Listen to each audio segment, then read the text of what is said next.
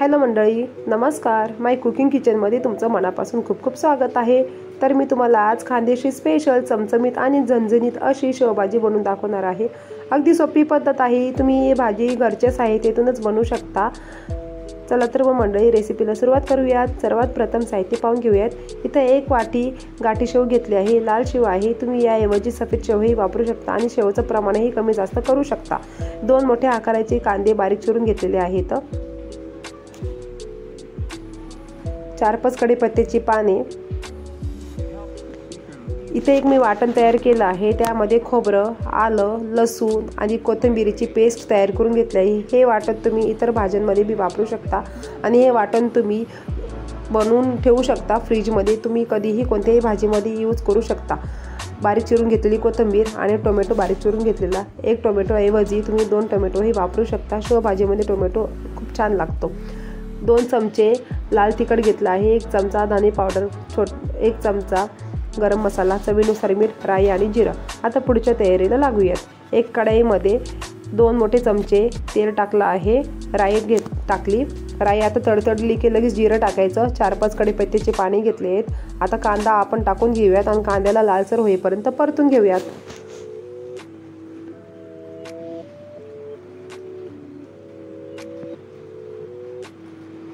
कांदा आपला लाल झालेला आहे. आता आपण खोबऱ्याचं वाटण टाकून घेऊयात. खोबऱ्याच्या वाटणामुळे भाजीला फ्लेवर छान येतो आणि खायला स्वादिष्टही लागते.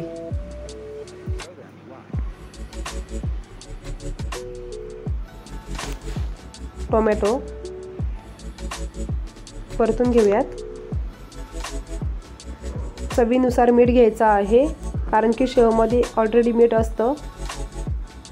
हळद,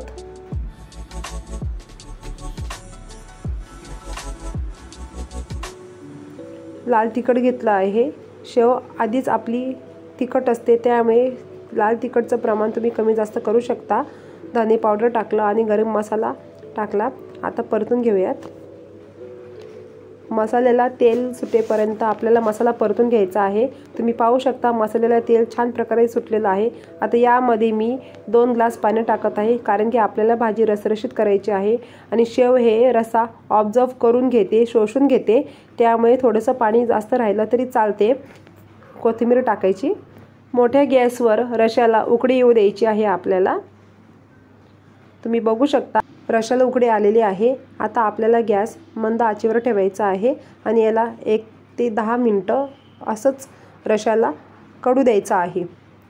आता आपला रसा कडून झालेला आहे. आता यामध्ये मी शेव टाकून घेत आहे आणि गॅस बंद करते. गॅस बंद करायचा आणि झाकण ठेवून 10-1 मिनटं अशीच भाजी आपल्याला राहू द्यायची आहे. 10 मिनटं झालेलं आहे. तुम्ही पाहू शकता शेवने रस्सा शोषून घेतलेला आहे आणि कन्सिस्टन्सीही त्याची छान आलेली आहे आणि रसरशीत आपली भाजी तयार आहे. मी ही भाजी भाकरीसोबत, चपातीसोबत, कशासोबतही खाऊ शकता. खूप छान आणि अप्रतिम लागते. तर मंडळी, अशाच नवीन नवीन रेसिपी पाहण्यासाठी माय कुकिंग किचनला लाईक करा, शेअर करा आणि सबस्क्राईब करा. Bye bye.